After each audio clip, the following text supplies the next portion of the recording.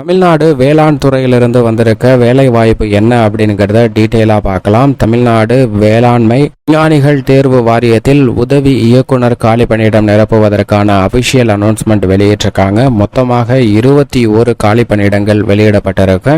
பிரிவினருக்கு 11, பொருளாதாரத்தில் பிற்படுத்தப்பட்டோருக்கு 2, SC 3, ST 1, OBC 4 என மொத்தமாக 21 காலி பணியிடம் நிரப்புவதற்கான அறிவிப்பு வெளியிடப்பட்டிருக்கு. சம்பளத்தை பொறுத்தவரைக்கும் 56,100 இருந்து 1,77,500 அடிப்படை சம்பளமாக நிர்ணயம் செய்யப்பட்டிருக்கு. வயது வரம்பை பொறுத்தவரைக்கும் 35 வயதிற்குட்பட்டவர்கள் விண்ணப்பிக்கலாம். அரசு வழிகாட்டு நெறிமுறைப்படி வயது வரம்பில் தளர்வும் அளிக்கப்பட்டிருக்கு. கல்வி தகுதியை பொறுத்தவரைக்கும் ஆங்கிலம் மற்றும் இந்தியை முக்கிய பாடப்பிரிவாக கொண்டு முதுநிலை பட்டம் பெற்றவர்கள் விண்ணப்பிக்கலாம். தேர்வு செய்யும் முறையை பொறுத்தவரைக்கும் எழுத்து தேர்வு மற்றும் நேர்முக தேர்வு அடிப்படையில் தகுதியான நபர்கள் தேர்வு செய்யப்பட உள்ளனர். தமிழ்நாட்டில் கோவையில் மட்டும் இந்த தேர்வு நடைபெறுகிறது.